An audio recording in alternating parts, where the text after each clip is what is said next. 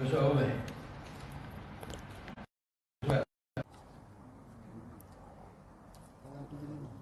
Ha? 35. 75. Ya apa baik? Kau jangan nak cepat kata apa baik? Ha? Apa? Kalam 75. 75 lah. Kau cakap 170 baru percaya baik ya? Ha. Tak, kau cakap 170 baru percaya. Bismillahirrahmanirrahim. Khab min wujudil ihsani ilaika wa lawa min isa'atika. Ma'hu an yakuna zalika istidrajan laka. Sanastajiruhum min haitsu la ya'lamun. Hendaklah kamu merasa takut jika kamu selalu mendapat kurniaan Allah. Hendaklah kamu sentiasa takut, hendaklah kamu merasa takut jika kamu mendapat kehadiran Allah. Sebaliknya kau tetap dalam perbuatan maksiat kepadanya, jangan sampai kurniaan itu semata-mata istidraj, dipesongkan oleh Allah Ta'ala. Fahamkan ayat itu betul-betul? Dia kata bila datangkan di antara manusia masih lagi dalam keadaan lalai, manusia lagi dalam keadaan pekerja lara, manusia dalam keadaan melakukan maksiat, tiba-tiba datang nikmat pada ketika itu, maka dia barang tak masuk di akal. Ketika dalam keadaan bermaksiat, tiba-tiba dalam keadaan nikmat datang pada ketika itu, jaga. Yang itu perangkap daripada Tuhan. Sanastajrijuhum min haitsu la ya'lamun, satu perangkap yang Tuhan letakkan, satu perangkap daripada sudut yang kamu tidak ketahui. Ma'ani sanastajrijuhum min haitsu la yash'urun, daripada satu perangkap yang kau tak berpernah sedar. Pasal kau menyangkakan bahawa di antara harta dan nikmat yang datang itu merupakan kasih daripada Allah. Kau rasa di antara bahawa nikmat itu kasih daripada Allah. Allah kasihkan kau sebab Allah bagi nikmat. Kalau nisbah di antara nikmat dalam bentuk dunia ni dibagikan kepada orang Islam sebagai tanda kasih, dibagikan kepada manusia sebagai tanda kasih, orang kafir lagi banyak nikmat dapat. Takkan kau nak hukumkan orang kafir itu juga dalam keadaan dikasihi oleh Allah? Maka dengan sebab itu dia kena tengok. Termasuk daripada pengambil gengan pun hari ini orang nak tengok bahawa rezeki itu mendatangkan fitnah bagi dia ataupun di antara nikmat datang daripada Allah. Cuba tengok. Kalau seandainya bertambah pada rezeki, bertambah tak pada ibadat? Tambah pada rezeki, bertambah tak pada taat? Kalau bertambah pada rezeki, makin kurang pada taat. Tambah pada rezeki, masih lagi kerja lara. Tambah pada rezeki, masih lagi dalam keadaan ada yang terbabit dengan maksiat dan sebagainya. Yang itu merupakan perangkap. Apa maksud perangkap dekat sini? Allah dalam keadaan memuakan kita di akan rezeki, hal keadaan tujuan daripadanya supaya hati manusia itu dibalakan dia supaya cintakan kepada nikmat. Akhirnya di antara hatinya Allah palingkan daripada berhadap kepada Allah. Ini yang saya katakan tu, kalau kau beramal dengan satu wirid, lagi kau tinggal wirid, lagi tambah duit kau. Lagi kau tambah, kau tinggalkan sembahyang sunat, lagi banyak nikmat lagi. Lagi dalam keadaan kau tinggalkan lagi taubat kau, lagi banyak ada timur. Bila hal keadaan santu di antara sangka yang akan sampai pada orang jahil, dia akan kata apa dia? Dia akan kata, Allah sayang aku. Kalau Tuhan tak sayang, takkan dia bagi rezeki. Itu cara sudut dia tu. Itu saya bahas yang ringan ni. Yang cerita dibahas ni yang orang maksiat. Dosa masih lagi belum dalam keadaan ditaubat, masih lagi terbabit dengan hutang riba, masih lagi dengan terbabit dengan maksiat. Tetapi tiba-tiba rezeki makin bertambah, rezeki makin bertambah. Yang lebih teruk lagi, dah lebih teruk lagi. Kalau ada yang dekat kampung kau tu, yang dia tak semayang, yang anak tak pakai tudung, Allah tambahkan lagi rezeki. Allah tambahkan rezeki. Supaya dia menyangka bahawa Tuhan akan sayangkan kepada dia. Lalu sampai satu ketikanya di antara kebabal hati dia terlampau cintakan kepada harta, anak dan isteri, hingga dalam keadaan dia duduk dalam upacara ibadat pun hati dia tak akan boleh berhadap kepada Allah. Ni makna besar. Bila ayat ni nak turun, malaikat Mikail dan Israel, Jibril naik kepada hadrat Allah. Allah panggil. Dengar pada ayat ini hal keadaan jatuhnya Jibril, jatuhnya Mikail, hingga tak tahu yang mana sayap Jibril, mana sayap Mikail.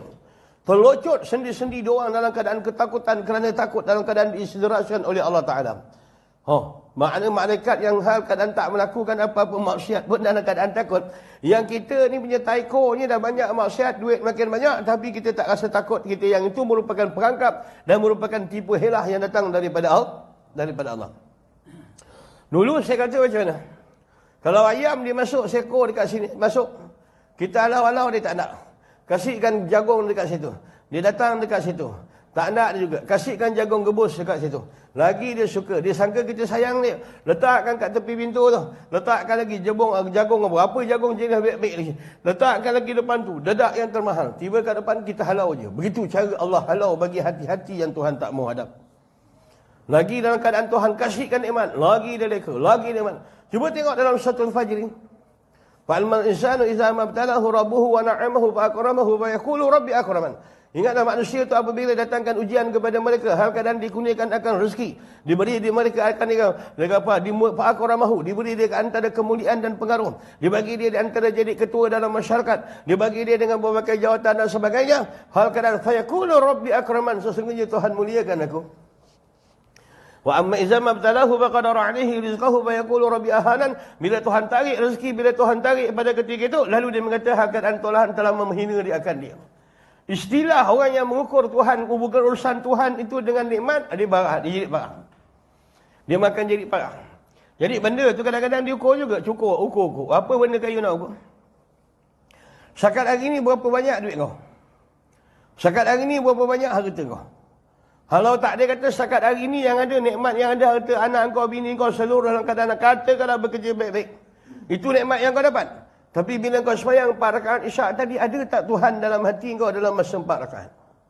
Dalam masa kau berdoa tadi, berpaut tak hati kau dengan Tuhan ketika berdoa? Ketika imam minta doa jauh daripada neraka, hal keadaan kuat tak kau paut dengan doa pada amin pada ketika itu? Kalau nisbah di antara manusia, ini saya kata perangkap salah satu. Bila manusia dalam keadaan bentuk yang ada nikmat sekadar ini pun dah terdinding pandangan hati dia dalam menilik kebesaran Allah, macam mana kau boleh minta lagi doa tambah nikmat? Tidak ke doa itu menambahkan lagi pangkal, menambahkan makan pangkal, menambahkan lagi hijab, menambahkan lagi jauh kita dengan Allah. Nampak? Ini ajaran sosang ni. Ini cerita orang yang hati nak ke Tuhan. Kalau nak main cecah-cecah dalam ilmu tasawuf ni, dia tak pakai. Dia buat kata dua je. Kalau kau nakkan Allah, talakkan dunia. Talakkan daripada batin, bukan talakkan daripada zahir. Kalau kau nakkan dunia, automatik Allah akan halkan dan lagi daripada kau.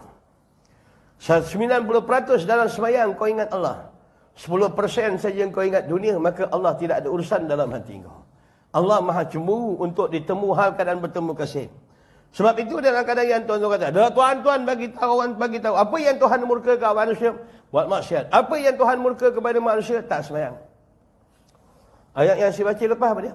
Kul in kana aba'ukum auladukum azwajukum wa ashiratukum. Katakanlah ya Muhammad, akan sekiranya anak kamu, isteri kamu, harta kamu, adik-beradik kamu, kaum pihak kamu, perniagaan yang kamu takutkan akan kerugian padanya, ahabba minallahi wa rasulihi wa jihadin fi sabilihi, kamu lebih suka dan lebih cinta di antara anak bini kini semua tadi, lebih daripada Allah, Rasul dan juga jihad fi sabilillah, fatarabbusu, kau jaga engkau hatta ya'ti Allahu bi amri, sehingga Allah mendatangkan perintah dan hukuman. Ayat tu Tuhan ugut bukan kisah orang buat maksiat, cuma kasihkan yang lain daripada Allah, lebih daripada Allah saja. Faham bang ya? Jangan salah faham. Kalau tak faham ni kan dia jadi berat. Maknanya urusan dunia ni hak milik kau, zahir hak milik kau. Tuhan bagi makan kau makan. Tuhan minum bagi kasih minum kau minum. Dia kalau istilah bahasa kata orang pun, kau nak melantak macam mana kau melantak dah. Benda yang halal dalam betul tu. Tapi batin tu jangan kacau. Batin tu milik Tuhan. Luar ni milik tanah. Yang luar kembali pada tanah, yang dalam kembali pada Allah. Faham ayat tu? Bila dah faham dalam bentuk-bentuk macam tu, yang di luar ni tak apa. Bezakan kita dengan binatang. Binatang mungkin kita tak dengar dia baca doa, takkan kita makan pun makan doa pun tak baca. Binatang dia dengan betina, bintang jantan dengan betina pun tak ada apa doa. Bila kita tinggal doa, tak ada ubah macam binatang pun. Contohlah tu. Kalau tak ada kata kita tidur tak baca doa, sama dengan makhluk juga tak baca doa. Istilah begitu. Sebab apa dia jadi rendah lebih darjat dan lebih rendah daripada binatang? Pasal dia ada alat tapi tak gunakan alat. Bila ada akal, tak gunakan akal. Bila Allah bagikan satu fikiran, tak dapat pada berfikir. Akhirnya apa yang jadi pada manusia? Yang jadi pada manusia, summa radadnahu asfala safilin, Tuhan turunkan darjat manusia ni lebih bawah. Padahal manusia ni hal keadaan asal dia ada akal. Daripada akal dia ada nur. Daripada nur dia ada Al-Quran. Daripada Al-Quran dia ni ada Rasul, ada Muhammad, ada Rasulullah. Dan hal keadaan ada kemuliaan. Tapi oleh kerana tinggalkan Allah, tinggalkan Muhammad, tinggalkan kitab, tak ada ubah macam binatang. Faham tak? Kulu wa tamatta'u. Makanlah kau, seronoklah kau. Tuhan kata, Tuhan tu firman Allah Ta'ala. Tapi kamu kena ingat, keadaan kepada aku, kamu akan kembali, kata Tuhan. Sampai Tuhan sini perbuatan orang yang tak berteraskan agama, Wa ta'kuluna wa ya'kuluna kama ta'kulul an'am. Mereka seronok hidup atas dunia berseronok-seronok, bahkan mereka makan seperti mana binatang-binatang makan. Dengan gelojoh, dengan tamak, dengan bergaduh bab rezeki, dengan begini. Itu Allah sini ya. Kalau orang nak ambil faham bab tu, maka jaga istidrak dalam bentuk macam tu. Kadang-kadangnya istidrak yang lebih teruk, barang yang tak ada pada kita, tiba-tiba orang puji, kemudian kita iakan. Faham Orang puji pada kita, benda tak ada pada kita, tapi kita iakan. Oh, yang ini lagi besar perangkap dia. Kan contoh aku dah bagi tahu hari tu, apa aku bagi tahu kau? Pukul 4 pagi, pukul 3 pagi orang telefon kau. Kau dering sekali je kau tu angkat. Orang kata, kau dah pukul 3 kau tak tidur kawan. Wah, rajin kau tahajud, rajin kau buat baca Quran, ibadat tengah malam. Padahal dia tengok bola. Apa dia jawab? Adalah sikit. Nama dia. Adalah sikit. Yang ni lagi besar Jahannam lebih. Lagi apa? Lagi besar Jahannam orang yang macam ni. Barang yang tak ada pada dia dalam keadaan dia mengaku pujian bagi dia. Yang ni lagi Allah teguh dalam Quran terus. Maka dengan sebab itu kalau bertambah pada nikmat. Hari ini tak banyak sembahyang sunat, tapi duit makin banyak. Hari ini tak banyak, di antara banyak meninggalkan amalan-amalan yang asas. Habis makin bertambah, berapa rezeki. Hari ini dalam keadaan banyak cerita dia bang. Kalau yang pada orang awam, dia buat perkara yang haram, Allah tambahkan rezeki. Pada orang yang pertengahan, dia buat perkara yang makruh, Allah tambah rezeki. Yang orang yang lebih ringan lagi, dia buat perkara yang larah, Allah tambahkan akan rezeki. Rezeki bertambah dia menjadi sebagai satu fitnah. Bukan rezeki bertambah dia merupakan satu nikmat dan rahmah. Rezeki yang merupakan nikmat dan rahmah. Makin dia dapat rezeki, makin tinggi ketinggian kesyukuran daripada Allah. Makin bertambah dia akan rezeki, makin dalam keadaan kuat pengabdian dia kepada Allah. Makin bertambah pada rezeki, lebih banyak dalam keadaan dia sujud kepada Allah Ta'ala. Tapi oleh kerana bertambah pada rezeki, tak bertambah pada amal, maka dia jawab. Dia kena jawab dah. Masing-masing dia kena jawab. Kalau contoh. Ada lagi istidrak yang paling menakutkan. Bila tak ada kata dia semalam tak bangun tahajud. Quran pun tak baca. Kemudian dalam keadaan dia di masa malam sembahyang sunat qabliyah pun banyak tinggal, ba'diyah banyak tinggal. Besok pagi dia datang sembahyang subuh, kawan dia ajak minum teh. Lalu kawan dia kata, "Malam tadi aku tidur, aku mimpi kau berjubah. Aku mimpi kau bercahaya. Aku mimpi kau di depan Kaabah." Dalam suasana dia banyak meninggalkan amal, tiba-tiba orang mimpi dia dalam keadaan baik. Lalu sampaikan berita pada ketika itu, lagi perangkap besar lebih baik.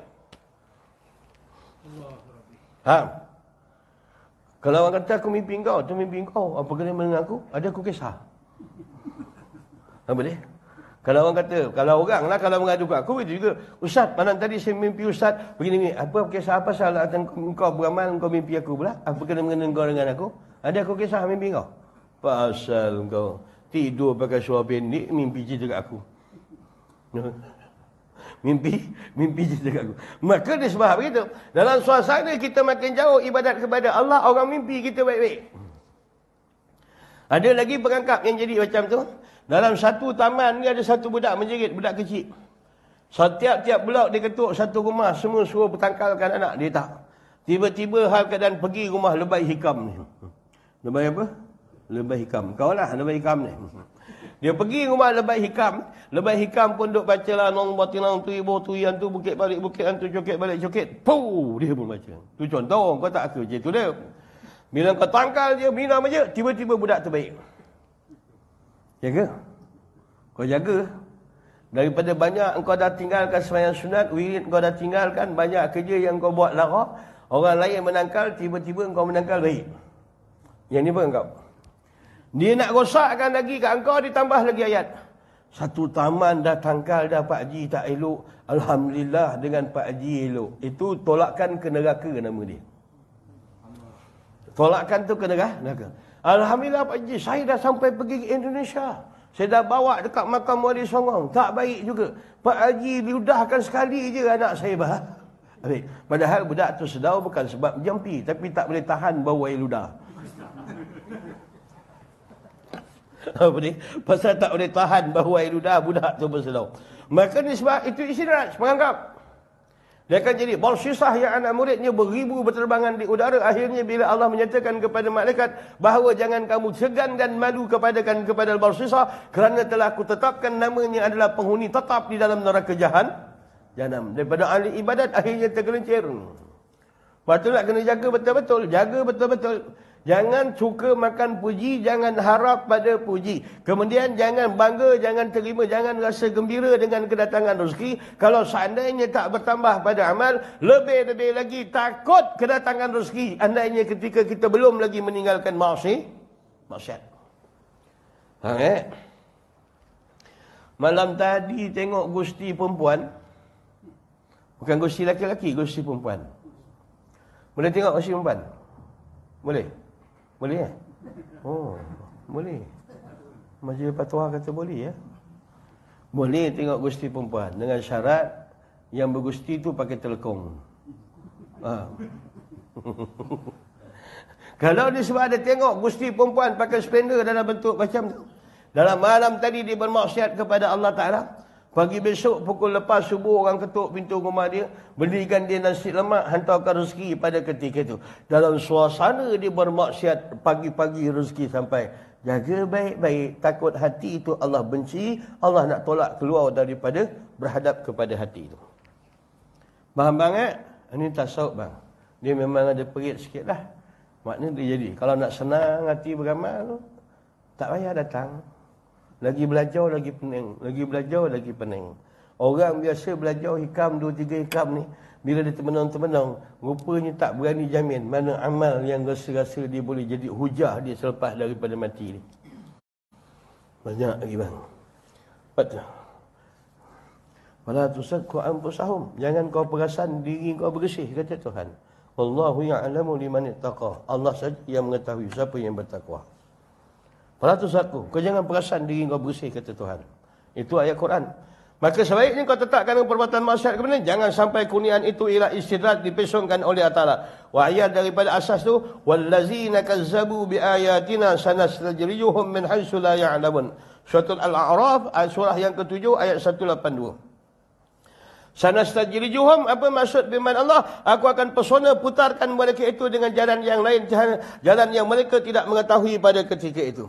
Betul ke di antara lebay ini buat dia kerana Allah, lalu dalam keadaan dikurniakan akan nikmat. Bila dapat daripada nikmat, lalu dia berpaling daripada Allah. Ada kalanya hal keadaan betul ke lebay ini dalam keadaan betul, dalam keadaan dia, keadaan bagaimana pahaman yang ada pada lebay ini dia nak tengok. Bila dia melakukan maksiat, Allah tambah pada nikmat, apa dia sangka pada Tuhan.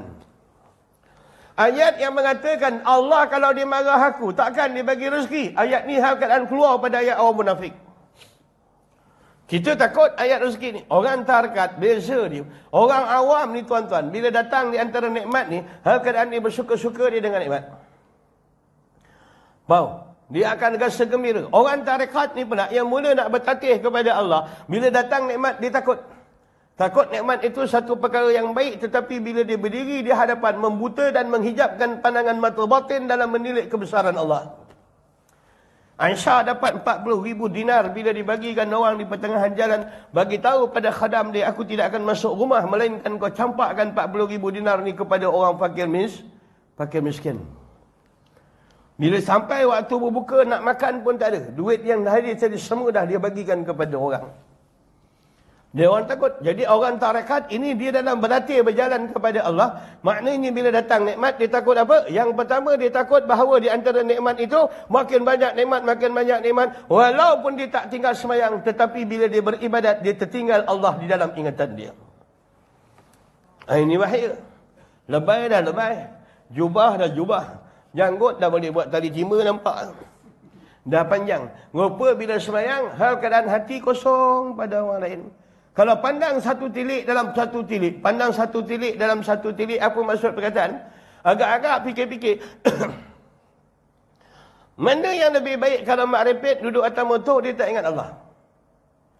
Ni kalam hikmah, kalam tau. Jangan hukum dia. Mak repet duduk atas motor, dia tak ingat Allah. Ada orang tu pula, dia pakai jubah sunnah. Dia pakai kopiah sunnah. Dia pakai janggut sunnah. Dia duduk dalam majlis beribadat kepada Allah, solat. Dia dikunci anggota dia, tak boleh bergerak 3 kali. Dia tak boleh bercakap yang bukan-bukan dan dia tak boleh nambah sebarang perbuatan. Yang itu sembahyang. Bila Allah dah ikat dia dengan perbuatan demikian, dia punya hati itu sama juga dengan mak rempit. Maknanya kosong daripada mengingati Allah. Sekadar dia mengajukkan pada watak zahir, hakikat batin untuk ditilik oleh Allah sama. Cuma untung ada syariat aja. Kalau tak ada di antara syariat ini, nak tengok siapa yang terlebih baik. Ialah mereka yang nampak bodoh dalam masyarakat, nampak komat dalam masyarakat, nampak berdebu dalam masyarakat, nampak di antara kotor pada pandangan masyarakat. Bila dia ketuk akan pintu raja, tidak akan dibuka. Bila minang, dia akan ditolak. Perginya tak ada keadaan, tak dia escort, datangnya tidak disambut. Hal keadaan orang yang betul baca ni, walaupun dia camat, tapi hati dia tak pernah berpisah walaupun satu saat daripada berhubung dengan Tuhan. Yang ni wali. Bukan, ini kaedah tasawuf ni kau kena faham. Kadang-kadang dia bercakap ni bercanggah daripada faham kau.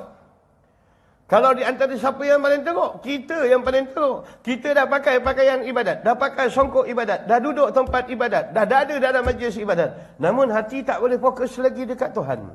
Masih kebabal dengan cinta dunia, kebabal cinta pangkat, kebabal cinta pencin, kebabal cinta harta pusaka, kebabal cinta anak dan isteri, kebabal cinta pangkat dan derajat. Kan saya kasih dulu saya kasih satu tangkal dulu, tuan-tuan pakai tak tangkal tu? Apa tangkal dia? Setiap ibadat yang dilakukan oleh manusia, cahaya Allah akan turun di hati manusia. Tetapi bila hati itu nur nak masuk dalam hati manusia, dalam dia ada najis, ada riak, ada takabur, ada ujub, ada semua. Cinta dunia, cinta pangkat, cinta kemegahan, cinta jadi ketua, cinta kemasyhuran. Maka nur patah balik naik ke atas. Bila pegang cakap saya ni, besok mulai daripada ibadat, cuba takhali. Kosongkan hati maksud Allah, barang yang lain daripada Allah. Kunci dia dengan tilik basar ketuhanan, Allah memengati aku zahir dan batin. Kuncikan perbuanan dan juga percakapan dalam hati bahawa yang ku sembah ini maha mendengar segala bicara ku zahir dan batin. Awala ya'lamu anna Allah ya'lamu ma yusirruna wa ma yu'linun. Dia tahu apa yang nyata dan apa yang tersembunyi. Bila dalam keadaan dia sembahyang bercita-cita masya Allah barang yang lain daripada Allah, maka dia kunci dia dengan sifat yang ketiga. Allah maha mengetahui apa tujuan dan maksud aku beribadat. Tak kunci tiga ni ibadat tak kaya dah bang. Dia kosong ni.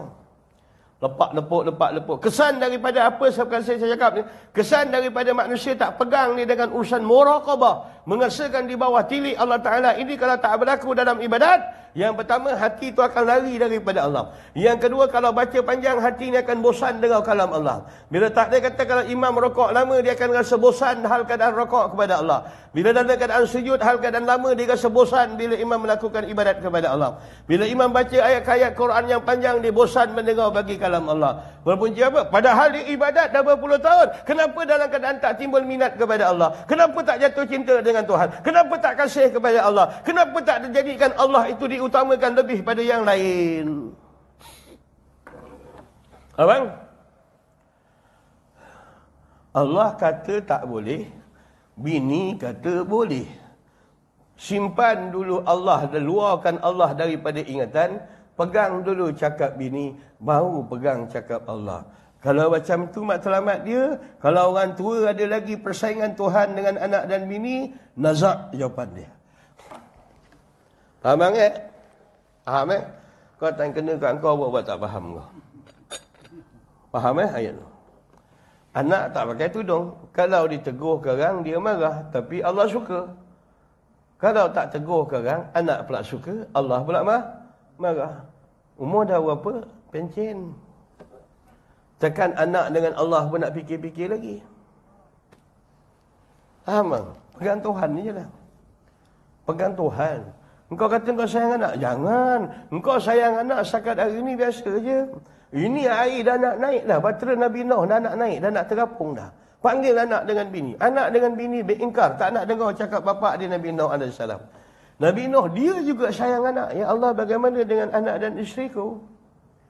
Oleh kerana diingkar pada perintah Allah, diingkar pada perintah bapa dan ingkar pada perintah bapa lagi seorang Rasul, Allah mengatakan lais min ahlikah, dia bukan lagi ahli keluarga engkau. Faham? Anak yang durhaka kepada Tuhan ni, zaman Nabi Nuh diiktiraf bukan lagi anak kau. Kita pula pertahankan anak lebih daripada Allah. Anak durhaka kepada Allah, kita sanggup pertahankan anak daripada dalam keadaan mempertahankan hukum Tuhan pada anak. Ini jadi masalah lah. Orang yang nak mengaji ilmu tasawuf ni, Tuhan pegang utama tu. Apa yang kau nak hukum, letakkan Tuhan dulu. Letakkan Tuhan dulu. Jangan salah letak. Engkau nak main saham, pegang Tuhan dulu. Bila kau kadang nak terbabit dengan apa-apa di antara masalah-masalah kau, masalah kerja kau, pegang Tuhan dulu. Bila masalah yang berlaku pada hukum, pegang Tuhan. Kalau tak ada kata ada anak kau lelaki-lelaki 10 orang, perempuan seorang aja. Tiba-tiba dia merayu, nak bersanding, nak buka aurat. Pegang Tuhan dulu. Kau dengar cakap Tuhan, anak kau marah kau, tapi Allah boleh selesaikan masalah anak kau. Tapi kalau kau pegang cakap anak kau, timbulkan marah Tuhan, keadaan tak ada keberkatan majlis anak kau sampai keturunan dia. Yakin dulu. Pasal tujuan ibadat tu disuruh yakin. Wa'budullahi hatta ya'tiyakal yakin. Sembah, abdikan diri kepada Allah sehingga datang kepada kamu keyakinan tentang Tuhan. 1 tahun kita rokok 6,000 kali. 1 tahun dah. 1 tahun kita sujud berapa kali? 12,000 kali. Faham? Oi. Kapet ni dah berapa kali tukar dah kena dari kau ni. Berapa banyak kali tukar dah. Kau pijak-pijak kena dari kau, botak, tukar kapet baru. Tukar kapet baru. Apa yang dia dapat daripada dia? Bila ibadat tak mendatangkan kesan. Yang nak beradab dengan Tuhan roh. Bila semayang tak meresap pada roh, agak-agak minta pertolongan Tuhan je lah. 1 tahun, 1 hari 17. 1 tahun, 1 bulan 510 kali rokok. 1 tahun lebih kurang 6,000. Itu sujud rokok, sujud 12,000. Kalau dah 10 tahun kau semayang, tak ke 50,000 kali dah kau rokok? Kalau 10 tahun kau semayang, tak ke 120,000 kali kau menongging atas jadah?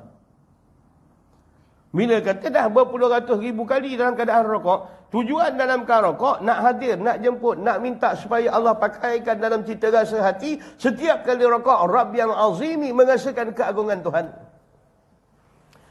120,000 kali dalam keadaan rokok dalam masa 10 tahun, supaya timbul Allah pasangkan dalam batin kita, dalam roh pada jiwa kita, supaya mengasakan Rabb yang a'la, ketinggian Tuhan dalam jiwa kita. Ada?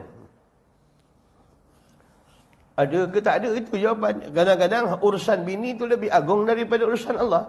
Urusan niaga lebih agung daripada urusan Allah. Wa takasuru fil amwal wa tabagh. Hal keadaan kerja dia berlumba-lumba dalam mengumpulkan harta dan juga berbangga-bangga dengan zuriat keturunan. Cucu aku dah 60, cucu aku dah 80, cicit aku dah 120. Dia berbangga-bangga. Takasuru fil amwal wal aulad. Dia membangga-bangga dengan sebab bekerja-kerja dan mengumpul bergebut-gebut membanyakkan harta dan berbangga-bangga dengan zuriat dan keturunan. Itu jadi macam tu.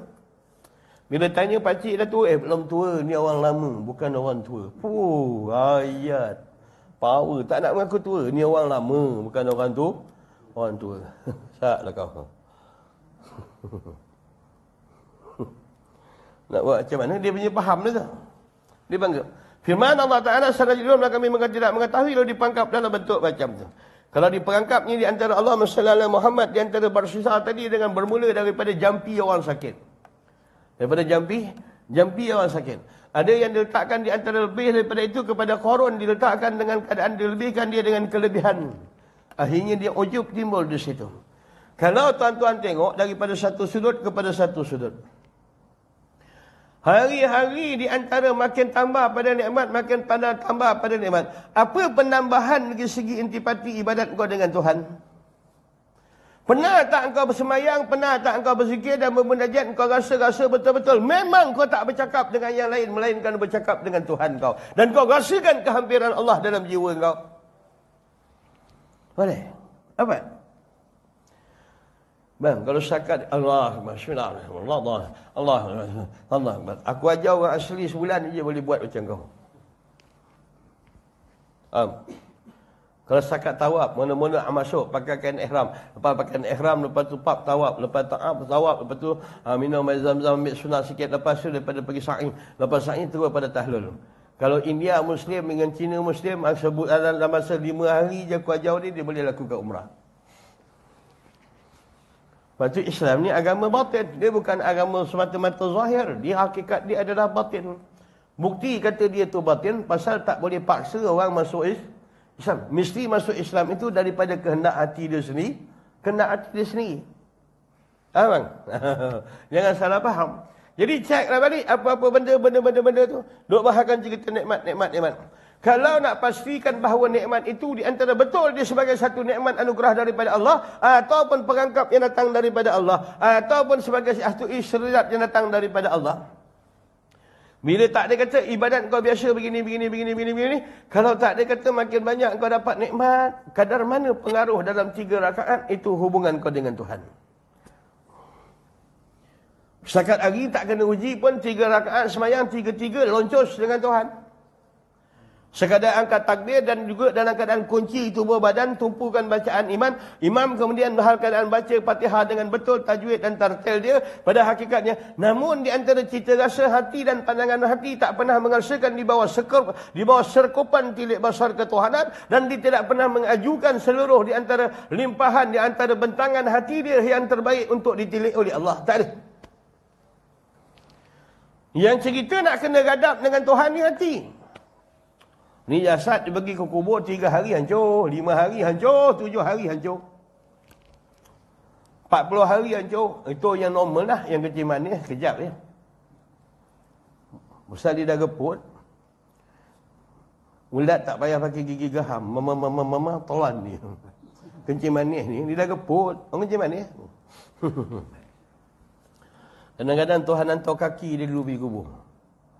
Pergi lagi kedai kopi pakai tongkat isap okok gitu. Besok Tuhan hantar kaki sebelah kanan. Dalam pakai 2 tongkat tu pun pergi lagi buat lagi lara. Minta hidayat dengan Tuhan. Tuhan kalau stop sekat hak dia, orang yang anak dia mati depan dia pangku mayat anak dia bawa atas masjid hantar sampai kubur, diturunkan anak dia ke dalam kubur, hidayat tak turun lagi kat dia. Dia tak naik masjid lagi. Bahkan berlaku depan mata saya 3 anak dia kecil meninggal dalam masa 2 tahun. 3 orang. Bapa tak naik lagi masjid. Faham tak? Kalau nak ukur senanglah bang macam ni bang.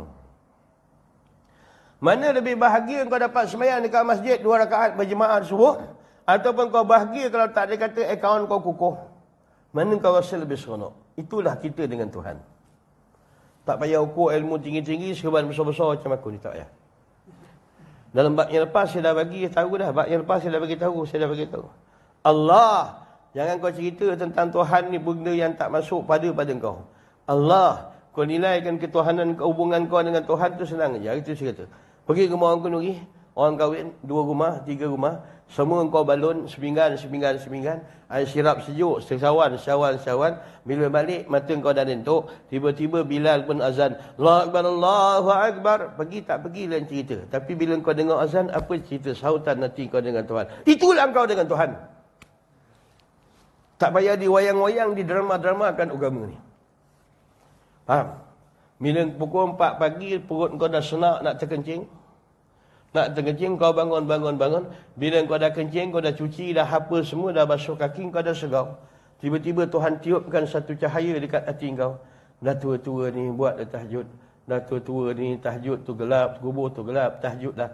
Ilham tu dah datang dah. Tiba-tiba dalam keadaan dengan sengaja kau tolak, sambung balik tidur kau pada ketika itu. Bila takdir kata kau nak cuba tidur, tiba-tiba seruan tu datang lagi, suruh kau tahajud. Ingatkan dalam hati kau, macam mana kau sambut seruan. Itulah minat kau dengan Tuhan, kadar itulah antara hubungan kita dengan Tuhan. Jangan pergi jauh-jauh lah. Jangan pergi jauh-jauh. Pergi pada diri sendiri. Lepas sembahyang, Assalamualaikum. Lepas tu, tiba-tiba Tuhan pakukan pandangan kau terpandang pada Quran. Tiba-tiba terkeluar satu lintasan mengata, lama tak baca Quran. Apa sambutan hati kau? Kadar itulah sebenar rezeki yang kau dapat daripada Allah. Kalau andainya alasan yang datang menolak demikian, belum lagi di bawah pimpinan Allah. Faham tak? Allah kalau dipimpin senang. Sebab tu serahkan diri kat Tuhan ni bulat-bulat. Wa ufawwidu amri ila Allah. Aku serahkan urusan aku ni pada Tuhan. Kalau serahkan urusan kepada Tuhan, balik daripada Kuala Lumpur pukul 3, tidur sekejap, tiba-tiba alam pukul 4.30 untuk tahajud dah bangun, engkau bangun tak akan ada komen. Pasal tak berlaku segala di antara perjalanan ibadat, melainkan julukan dan dorongan daripada Allah. Dia akan jadi mudah. Faham Kena buat macam tu lah. Kalau tak buat dia macam tu, dia jadi payah. Bila takdir kata, kadang-kadang amal ni dipilih-pilih. Pilih-pilih. Wirid dia suka. Quran pula dia tak minat. Sembayang dia suka. Tu dia memang pasti kena suka lah. Tapi nak tunggu doa pula dia tak minat. Sebab tu Tuhan kata dijadikan dia bi anwa'il a'mal, dengan berbagai-bagai amal, masuk seluruh amal menjurus dituntut ke arah pembentukan hati. Dan apabila hati dalam keadaan terbentuk, itu saja yang layak ditarbiah dan dipanggil dan dihadap oleh Allah. Faham? Kau faham aku ulang ayat tu? Seluruh amalan zahir ini ke arah membentuk hati. Kalau semayang tak datang kesan pada hati, puasa tak datang kesan pada hati, sedekah tak kesan pada hati, tilawah Quran tak datang kesan, tahajud pun tak datang kesan pada hati, maknanya patut dia tak dapat limpahan daripada Allah. Kerana urusan Allah kepada Bani Adam ini adalah pada hati. Faham? Allah urusan dengan manusia di mana? Di hati. Ingat saya cakap dulu apa dia? Hati ini merupakan speaker, tempat tajalli kalam Allah. Hati ini merupakan mikrofon, tempat kita bercakap dengan Allah. Ayat tu saya dah bagi awal dulu. Antara orang pegang dengan orang tak pegang ni. Kalau dia pegang, selamat dia. Dia sebab kita. Allah kalau sujud dah sampai 5,000 kali dalam kadar 1 tahun, tak datang juga kesan pada hati. Kalau sujud dah 12,000 kali setahun, tak datang kesan pada hati. Nampak tak kesan hati kita tu keras tak keras? Sebab tu dalam Mawa'izul Bari'ah Allah firman dalam hadis kursi, betapa aku pelik dan takjub bagi hati Bani Adam ini. Sedangkan batu yang keras boleh dilekuk dan diubah dengan titisan air yang lembut. Betapa keras di antara hati Bani Adam ini didatangkan dengan 1001 pengajaran, namun tidak ada kesan hubungan dia dengan Allah. Itu Allah firman dalam hadis kursi. 1001 hujah Tuhan kasih tentang Tuhan, namun hati tak rujuk lagi kepada Allah. Tak rujuk lagi kepada Allah. Sampai satu tahap dia tak perasan. Semayang dah tak tuju lagi kan kepada Allah. Dia tertujukan pada kepentingan peribadi dia. Mengatakan aku orang semayang, mengatakan aku istiqamah semayang, aku dikatakan orang, ibadat milik Allah tak diserahkan kepada Allah, dirampas oleh nafsu. Akhirnya ibadat makan diri. Dia jadi ujub dengan kelebihan ibadat. Dia jadi takabur bila mandang orang tak pergi masjid. Dia akan jadi, macam-macam watak dia keluar bang. Halus tasawuf ni bang, dia memperhalusi tauhid. Dia pati pada tauhid. Ini sekadar abang ambil faham lah, belajar minta tolong dengan Tuhan. Ya Allah, pening kepada aku, ya Allah, takut aku apa yang aku belajar. Bantu aku ya Allah, bantu. Kalau doa Allahumma inna ala zikrika wa syukrika wa husni ibadatik, ya Allah tolonglah aku macam mana nak ingat Engkau, macam mana nak bersyukur kat Engkau, macam mana nak buat sebaik-baik pengabdian pada Engkau. Itu doa kalau Engkau tinggalkan, tak ada manusia paling sombong bodoh atas dunia melainkan dia tinggalkan. Pasal Muhammad pun minta tolong dengan Tuhan. Itu doa dalam hadis sahih Rasulullah tu. Faham? Dia tak semesti lepas sembahyang. Duduk naik kereta tu, bila tengok trafik lampu merah tu, fikirkan cakap, Ya Allah. Kenapalah aku ni, Ya Allah, makin lama makin tak ada mood. Terus baca, Allahumma a'inna ala zikrika wa syukrika. Jangan tunggu atas jadah je. Faham? Sekali-sekali duduk, termenung, tunggu bini ubur nasi tu, Ya Allah. Kenapa aku boleh buat ibadat, tapi kenapa tak segairah aku gila dunia untuk gairah kepada Engkau? Kenapa dalam keadaan takut aku dah melakukan ibadat, kenapa tidak syok seperti mana aku syokkan kepada dunia untuk syok kepada Engkau? Inna ala zikrika wa syukrika husni ibadatik. Minta tolong. Nak jalan sendiri tak terhandur bang, tak terbuatkan dia. Minta tolong. Saya dah ceritalah Nabi Ibrahim, Nabi Musa, dia halau-halau kambing. Bila kambing tu hakalkan dia lari, dia pegang, dia kejar lagi. Dia sikit tak komen. Sampai Allah bagikan mukjizat pada dia, apa dia? Hal keadaan dia boleh bercakap dengan Tuhan direct. Allah bertanya balik dalam hadis yang lain pada Rasulullah, pada Nabi Musa, Musa, kau tahu tak kenapa aku bagi kau bercakap dengan aku direct pada ketika itu? Lalu Nabi Musa kata tidak tahu. Apa jawab Allah Ta'ala? Kau ingat tak ketika kau halau kambing anak Nabi Allah Syuaib? Ketika itu akulah yang meliarkan kambing itu tadi. Aku nak lihat apa kata bicara engkau. Oleh kerana dah puas aku liarkan kambing itu, tak ada komen dalam hati engkau. Engkau tetap sabar menghalau kambing itu. Aku hadiahkan kau bercara dengan aku tanpa hijab, kata Tuhan. Faham? Dia nak buat pun tak boleh juga. Maka tengah dia Allah turunkan lagi ayat. Apa dia? Wa ma sabaruka illa billah. Sabar tu bukan hak engkau ya Musa, tetapi dia merupakan kurniaan daripada Allah. Minta tolong jangan buat dah.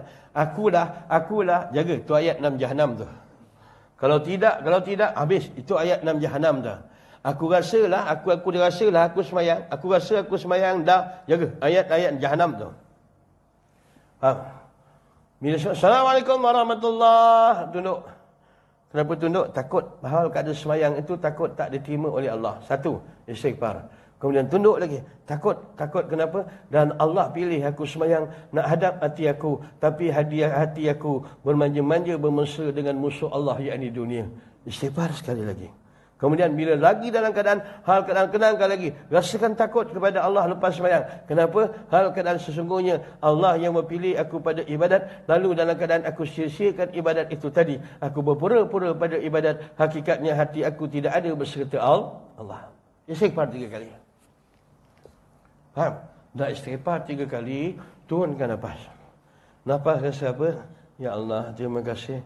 Dalam kegamai manusia, Kau pilih aku juga di kalangan orang yang beribadat, yang dapat memuji Kau dalam salat. Itu je pun. Rasakan. Kerana jangan kau mendakwa kau punya.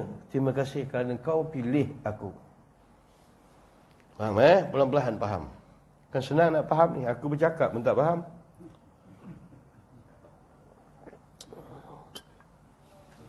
Aku yang bercakap ni tak faham. Ya. Allah.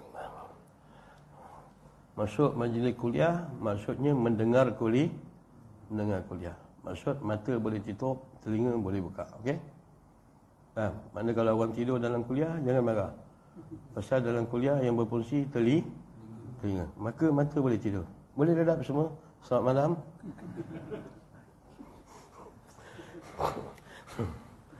Tak ada bang, kau paksa pun tak nak dia. Istirahat apa di antara menjulur atau memberi terus menerus supaya bertambah lupa kemudian dibinasakan. Hatta iza ja'ashum baghtatan. Itu ayat yang paling menakutkan 2-3 tempat. Iaitu hal keadaan Allah kasihkan, hal keadaan Allah mengulurkan akan nikmat, bagikan rezeki, bagikan bahagia, sebagikan kejayaan anak, memberi terus-menerus supaya bertambah lupa kemudian dibinasakan. Dalam saat pada ketika anak gaji besar, dalam saat pada ketika harta berlimpah ruah, dalam saat pada ketika sedang enjoy dengan ahli keluarga, belum lagi habis kesarapan itu, Allah gentap dia. Tiba-tiba berlaku sakit ataupun kematian. Menakutkan baik. Perkataan hatta iza ja'ashumul baghtatan ni, dia ceritakan kalau dalam kampung, dalam taman kau ni, tiba-tiba orang ramai lalai dekat Allah. Allah bagikan nikmat lagi. Lalu dalam keadaan kau muafakat dalam kampung, jom kita adakan pertandingan karaoke. Allah tambahkan lagi nikmat pada ketika itu. Besok kita pilih pula buat adakah ratu cantik. Allah tambahkan nikmat lagi pada ketika itu. Lalu kaya lah di kalangan orang taman. Kemudian ketika saat dia tengah enjoy, hatta iza ja'ashumul baghtatan, Allah pun datangkan bala. Sama ada bumi terlingkup ke, angin taufan ke, hujan lebat ke, disambung peti ke, ataupun sebagainya. Bau menyesal tak sudah. Ini baghtatan, dia boleh datang ketika manusia bergembira. Saat dia fikir dia tak mati, rupa saat itu dia tak mati. Aman. Mati pula, kena karen pula. Tengah buat karaoke selimut putih, cantik. Karaoke lagu selimut putih atau pergi tak kembali. Nasib, itu bahagian tu. Tengok macam mana yang berlaku. Banjir lumpur datang secara mendadak. Cuba tuan-tuan tengoklah. Tengok di India, tengok di Bangladesh. Sekali dia datang angin, hujan, ribut, hujan, meletus. Di antara banjir lumpur tu, tengok dia gagut nyawa manusia tenggelam. Betul-betul macam semut terapung. Tuhan punya tentera jarang. Dalam Islam, dalam sejarah Islam ni, tentera dalam berlaku tentera Islam ni, lain yang banyak yang gunakan pada malaikat ni dalam perang zaman Rasulullah. Setakat umat air zaman yang kenit-kenit, yang gontok-gontok ni, Allah pakai 2 je, lembut, 1 air, 1 angin. Cukup dua tu. Tsunami, dia tak ada turun cerita apa-apa, tak ada nampak makhluk apa-apa, tak ada. Tsunami, dia turunkan, pop sekali pergi ratus ribu. Paling cantik lagi Tuhan letakkan macam tu dibinasakan, dipentiknya hati pemusuhan. Syria yang termati beratusan ribu dah lebih setengah juta tu bukan orang kafir tau. Orang Islam. Cerita kafir masuk kemudian. Tapi sebelum awal timbul ikhtilaf. Cuba buka dalam kitab apa orang Perak terjemah ni. Syaratul Mazi, Bahrul Mazi. Jumpa dalam bab tu. La takhtalif. Jangan kamu berselisih, jangan kamu berikhtilaf, kata Rasulullah. Yang ni punca di antara perpecahan dan pembunuhan umat. Buka dalam Syaratul Mazi, ada dalam tu. Saya baca kat Gembau habis. Tahu berapa belas tahun tak tahu juga. Yang belajar tu pun dah mati baru. Yang masa belajar tu mati dia tu 3 orang meninggal. Saya ngajar cikgu-cikgu pencen, alhamdulillah. Dekat 20 orang, 30 orang cikgu pencen menghadap kisah fiqh. Saya minta tasawuf, dia tak nak. Saya kata baik belajar tasawuf dah tua ni. Fiqh tak selesai masalah. Bolehlah ambil asas saja. Kemudian dalam keadaan dibinasakan, tu dapat duit simpan, dapat duit simpan, dapat duit simpan. 4 angka, 5 angka, 6 angka, simpan. Dalam perancangan dia untuk enjoy. Sikit je masa besok baru nak enjoy. Rupanya ketika baru nak mula enjoy, baghtatan Allah gentap pada ketika itu. Paling ngeri umat Muhammad ni tuan-tuan, apa yang berlaku? Saat ketika nyawa dia keluar, Allah ajak panggil roh tu bertemu dengan Allah. Dia masih lagi menjeling dunia tak habis-habis pada ketika saat roh dia keluar. Masih terkilan duit dia masih boleh habis lagi dia belanja. Masih terkilan bini dia masih muda lagi.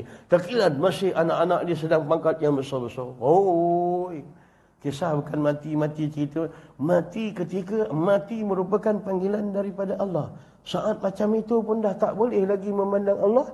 Masih noleh pada anak, toleh isteri, toleh harta, toleh akaun lagi. Keras hati ni bang. Orang Melayu ni nampak pendek-pendek. Kontot-kontot. Degil na'udzubillah. Oi. Orang Melayu ni nampak kecil-kecil kenet-kenet kontot-kontot ni. Tapi degil na'udzubillah. Nampak macam mana? Mana yang terbaru budak muda 22 tahun, 23 tahun. Confirm saya tak akan berganjak menukar agama. Cuma orang sakat gambar cerita orang tunjuk ni kaki-kaki berdiri atas Quran ni banyak. Tapi banyak kaki kita cam kalau kaki-kaki yang pijak Quran ni. Kalau kata ada tanggambar tu 10 kat kita, 8 tu kaki perempuan lah. Nak silapkan siapa? Pasal daripada kecil tak disematkan akidah, degil. Berapa kali dah ulama bertampik, degil. Kena asaskan tauhid ni daripada sekolah rendah. Kalau almarhum adik saya Ustaz Fuad, dia cerita pengajian hikam ni, kau tahu hikam ni dekat syariah mengaji dah jauh apa? Sekolah rendah dah mengaji ni. Darjah 5, darjah 6 dia dah baca, dah ngapal matan dulu. Bila masuk sekolah menengah, guru dia akan huraikan. Hikam, Syekh nak antik lah. Kita Ibn Athaillah hikam.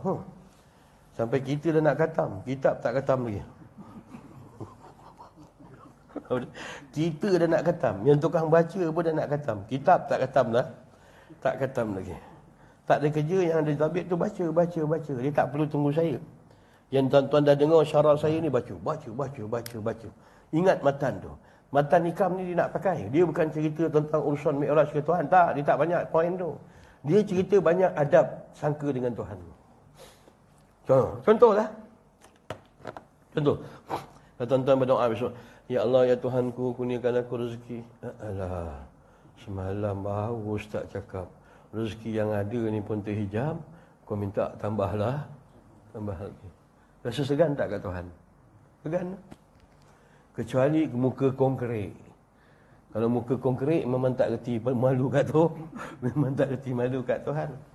Atau pakai ayat yang mula-mula dulu. Ya Allah, kurniakan aku rezeki. Kalau suara keluar dia kata apa dia? Kan aku dah nyatakan dalam Al-Quran, aku jamin. Ya Allah, kurniakan aku rezeki. Adakah engkau tidak membaca akan Quran? Ya Allah, kurniakan aku rezeki.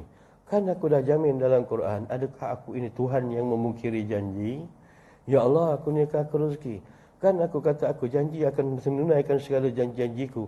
Adakah engkau mengasa engkau terlepas daripada pandang aku, kata Tuhan. Kau hari-hari minta rezeki ha? Ya Allah, kayakan den. Kaya pula banyak, roti tak ada apa dia. Kaya banyak, roti tak Roti tak ada. Faham? Faham ayat tu. Kayakan aku. Boleh, ya Allah kurniakan aku nikmat, yang nikmat itu menambahkan lagi hampir aku kepada Engkau. Ya Allah Tuhanku, kurniakan aku nikmat, dan dengan nikmat itu menambahkan lagi syukur aku kepada Engkau. Ya Allah kurniakan aku nikmat, dan nikmat itu hal keadaan lebih terang hati aku memandang Kau sebagai pemberi segala nikmat. Macam itulah, bang ya. Nak buat macam mana? Ya Allah, berjayakan anakku. Penyudah anak belajar sampai London, anak belajar sampai Amerika. Balik daripada Amerika, tengah jalan sangkut dengan satu perempuan Indonesia. Kahwin dengan perempuan Indonesia, akhirnya krisis dengan mak bapak. Mak bapak gadai lembu, gadai kebau pergi hantar di belajar zaman tu. Tiba-tiba balik 1 sen tak dapat. Cerita saya dah cerita kat tuan-tuan, ni kisah benar. Bapak ni menangis bila tak balik, dah lekakan dengan perempuan Indonesia. Cantik perempuan tu. Ya, kalau saya pun mungkin tak balik juga. Cantik perempuan tu. Bila tak, dia kata cerita. Dia kata, minta ustaz tuan sembahyang ajak. Saya kata, tak perlu sembahyang. Sembahyang. Besok saya pergi bawa dia pergi mahkamah syariah. Pergi buat tuntutan. Akhirnya menang dalam kes tu. Wajib anak dia ni bagi nafkah kepada bapak dia. Tak silap saya 20 tahun dulu, 400 sebulan. Dia akan buat peruntungan. Itu keputusan hakim. Kalau tuan-tuan ada anak lelaki macam tu, boleh tuntut di mahkamah. Okey. Faham? Share ni. Nak buat macam mana? Allahu Akbar. Mengganggu manusia macam mana? Habis. Lupa kemudian dalam keadaan biasa. Juga, aku dah buka muka surat. Besok aku dah 100, engkau baru 70.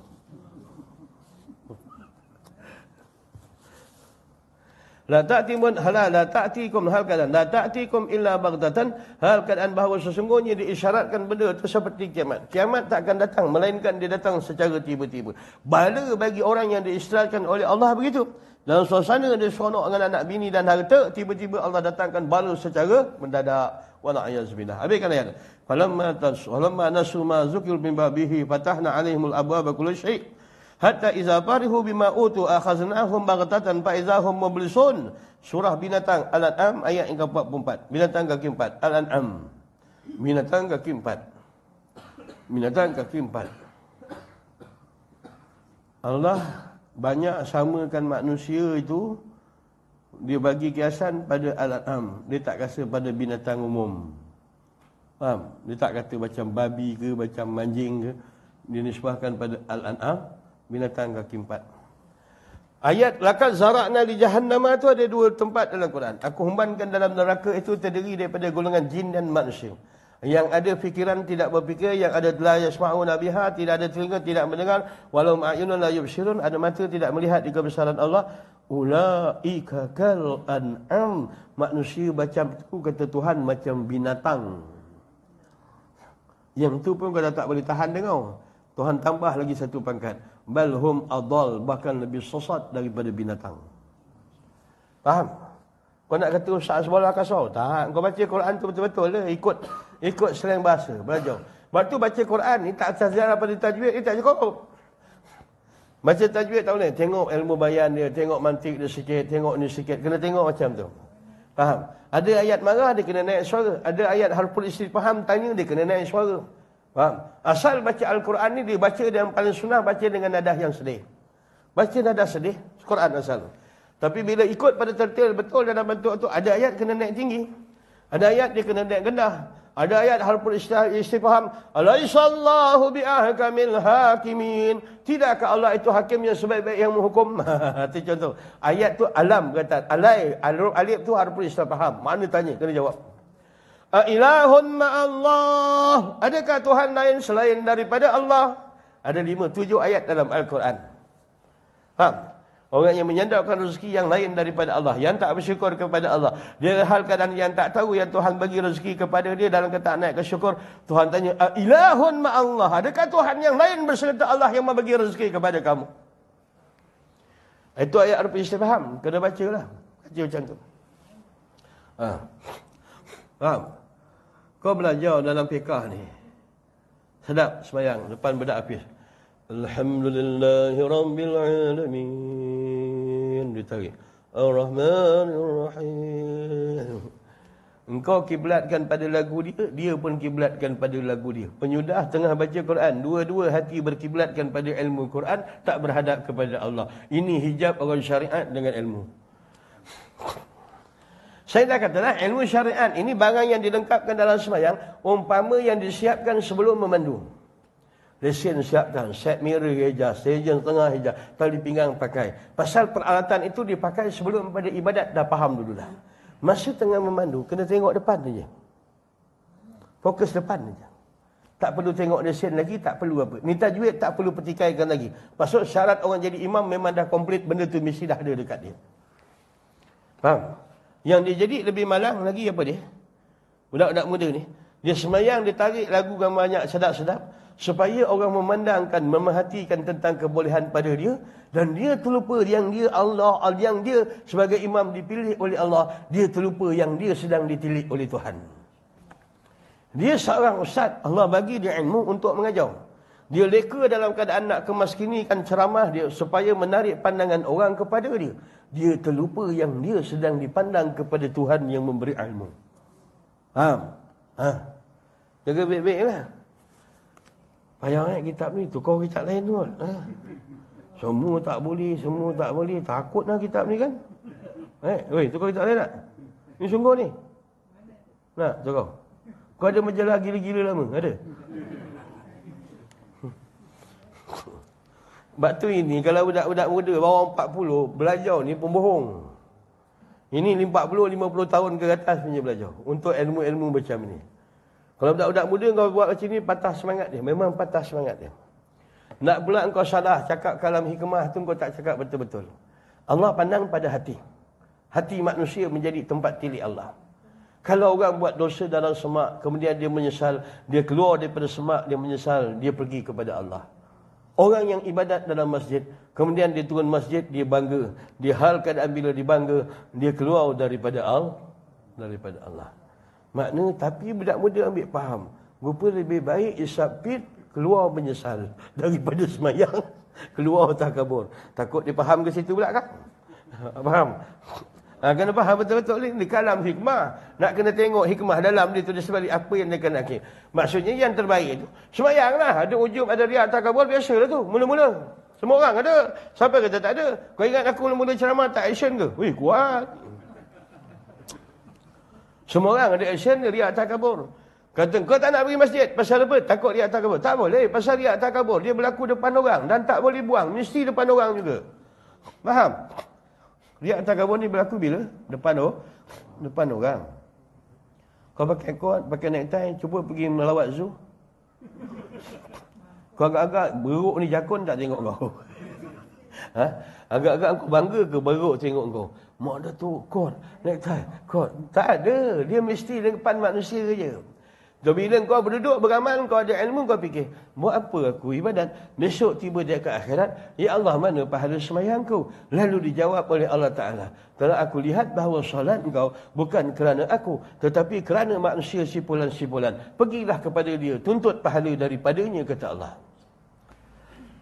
Faham tak? Aku dah kata, dah, tukar kitab. Tukar kitab. Kan balik kau garu. Apa benda yang aku dah buat atas dunia ni? Semayang jadi begini, yang ini jadi begini, yang ini kawal amal. Sebab tu amal ni kalau dia rancang, dia mudah rosak. Dia buat spontan. Tahu spontan?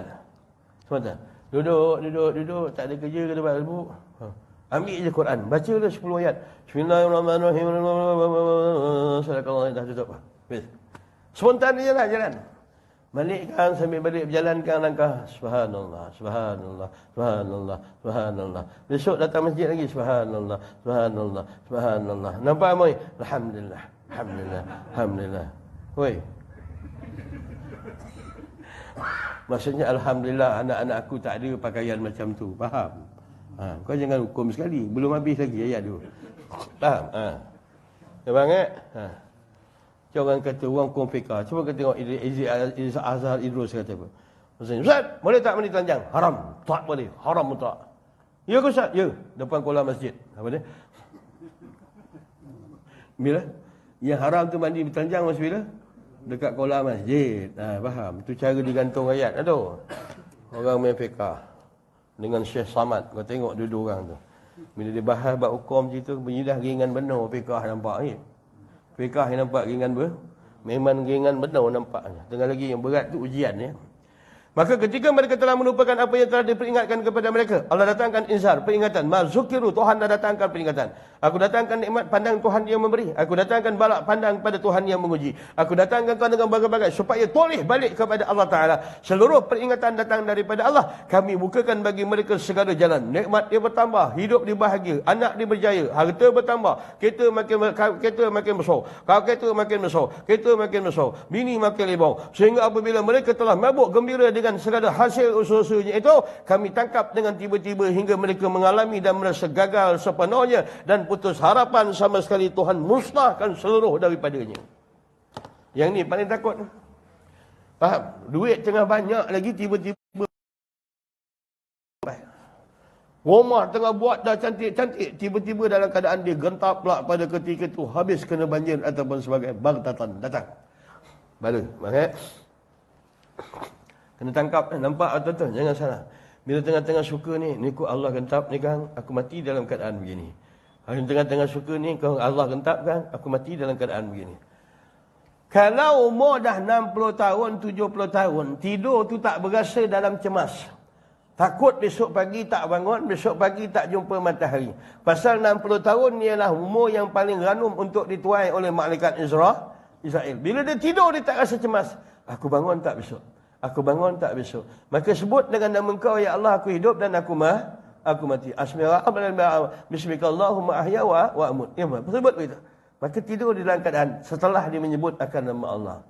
Kalau dah 60 tahun, 70 tahun, tidur tak rasa cemas, masalah hati. Ada masalah hati. Okey? Cemaslah bang, besok bangun tidak. Ya Allah, ya Allah. Paut kat Tuhan. Okey?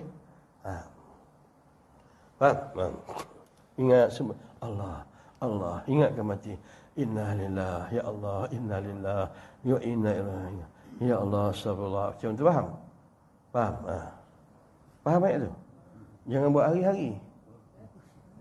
hari-hari. Malam Jumaat, rehat sekejap. Kan bini kau pegang, astagfirullahalazim, astagfirullah, inna lillah wa inna ilaihi raji'un. Hoi, ayat kau potong standby daripada orang tu dah bersolik-solik, orang tu dah berkemah-kemah, dah bergencu, dia sentuh kau, rupa kau istighfar. Pegang abang, astagfirullahalazim, ya Allah, astagfirullah. Ayat tu tak kena, faham? Sini kan kau tengok. Cuba kau lah malam Jumaat kau pegang bini. Astagfirullahalazim bang, astagfirullahalazim. Semangat tak kau? Oi. Kau peluk ni kau kuat. Bang, inna lillah wa inna ilaihi raji'un. Apa kau rasa macam mana? Kau rasa macam mana? Agak-agak kalau kau sentuh bini kau baca ayat-ayat macam tu. Malam Jumaat. Agak macam mana? Petang tadi tongkat Ali dah 2 cawan. Agak macam mana? Istilah kena kan. Maka jalan. Tak boleh nak capai. Tak payah nak rancang. Buat spontan. Okey. Kata orang tanya, adakah Umar kau masuk syurga tu tadi dalam keadaan orang bermimpi Sayyidina Umar dalam mata lepas daripada wafat dia. Orang mimpi Sayyidina Umar. Orang sahabat bertanya, ya Umar, adakah kau ni tadi dilayan oleh Allah Ta'ala dalam baik, jadikan kubur kau satu taman daripada taman syurga? Adakah dengan sebab keadilan kau? Maka jawab Umar dalam mimpi itu, tidak. Sesungguhnya satu ketika aku pergi ke pasar tengok budak kecil main burung. Burung tu hampir-hampir mati. Aku beli di antara burung itu tadi. Lalu aku hembuskan nafas aku pada burung. Kemudian aku minta ya burung supaya mendoakan keampunan bagiku. Lalu aku lepaskan burung. Doa daripada burung itulah yang membuatkan aku dapat layanan yang baik daripada Allah. Faham? Jangan aku cakap begini, besok kau beli burung kau lepaskan. Faham? Logo bendul. Faham? Pahaman tu dia tak salah. Tetapi setakat hari ni yang beramal amalan macam tu siapa dia? Sing. Mengali. Mengali ada upacara tahunan, dia akan bebaskan. Okey bang, ambil faham bang, perlahan lah. Jadi kalau orang tanya apa usaha abang, saya dah cakap daripada awal, tadabbur dulu bacaan dalam sembahyang. Nombor 2, Quran dijalankan. Nombor 3, Quran ditadabburkan. Faham? Hari-hari baca surah Al-Mulk. Bila baca Mulk, Tabarakallazi biyadihil mulku wa huwa ala kulli syai'in qadir. Baca terjemah dia. Kemudian cuba baca balik sekali lagi, terus pasang makna, tak payah tengok. Pasang baca Tabarakallazi itu, baca terus pasang makna, tak payah tengok. Besok apa ayat, tengok ayat yang kedua, baca terjemahan dia. Lepas tu baca yang kedua ni tadi, hal keadaan yang Arab, hati terus menterjemah. Besok jangan masuk ayat yang ketiga, patah balik nombor satu. Akhirnya baca Al-Quran, mulut berbicara Arab, hati bercerita dengan bahasa tadabbur. Bahawa Quran itu akan mengeluarkan cahaya. Seperti mana Abu Abal Al-Mursi ketika menulis selawat, tiba-tiba pen dia, dakwat tulisan itu mengeluarkan cahaya. Dia pergi ke dapur, basuh muka dia. Betul ke selawat dia mengeluarkan cahaya? Dia tak puas hati, dia gonyoh lagi muka dia. Tengok betul selawat itu keluarkan cahaya. Daripada cahaya itu tiba-tiba terbentuk. Dalam terbentuk tiba-tiba keluar satu manusia canggih dengan keluar daripada cahaya. Lalu tiba-tiba mengaku dilihat dia ke Rasulullah. Bila dia pandang dia ke Rasulullah, terus dia ambil pen dia catat, pom. Puji dia Rasulullah habis-habis. Sampai 12 juzuk Al-Quran dipandang Rasulullah. Lalu dia rakam, pandang Rasulullah, dia rakam dalam otak dia. Tengok Rasulullah dia kejam. Tengok Rasulullah, dia rakam. Sampaikan wajah Rasulullah sudah termasuk dalam fikiran dia. Bila dia bercakap dengan anak murid dan sahabat-sahabat dia, kalau gambar Rasulullah ni terlepas daripada pandangan aku, satu saat aku hukum diri aku bukan umat Rasulullah. Kena rajin teman, tadabbur, baca Quran, tadabbur pelan-pelan.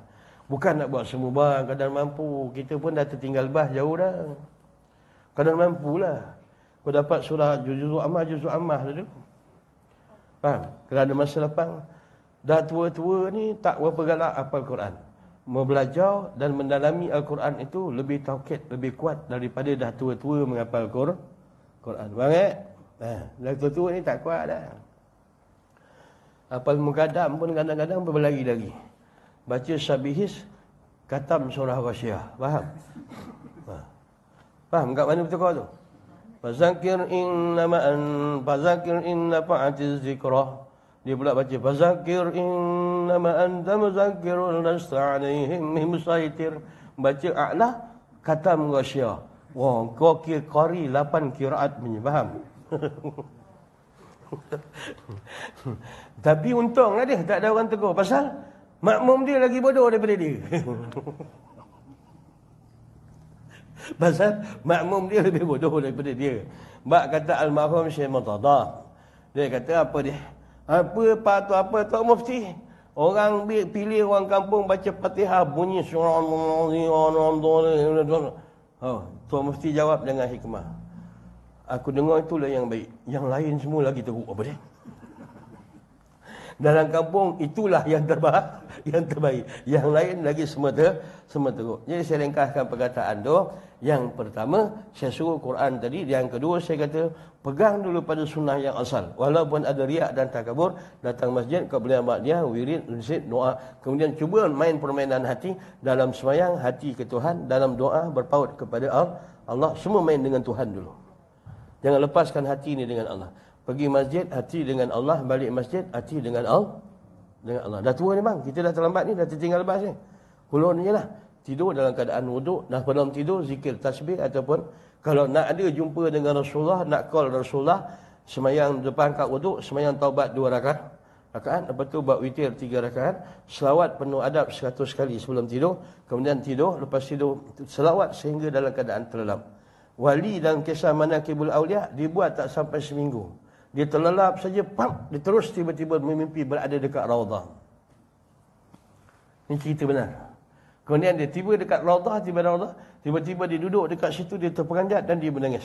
Dalam dia menangis, tiba-tiba dia tengok makam dalam keadaan bercahaya. Akhirnya di situ dia ada pertemuan dengan Rasulullah.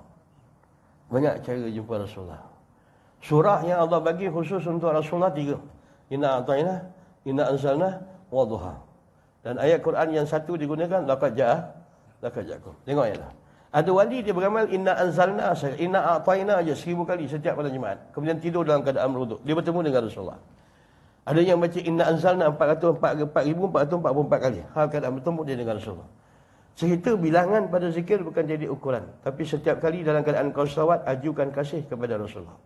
Sebelum kau berzikir, kau pergi dulu. Kenapa layak Rasulullah tu kau kasih? Kenapa layak Rasulullah kau cinta? Bila ada jawapan yang sangat tajam, sangat logik dekat kau, maka pakai alasan itu untuk kau bersalawat kepada Rasulullah.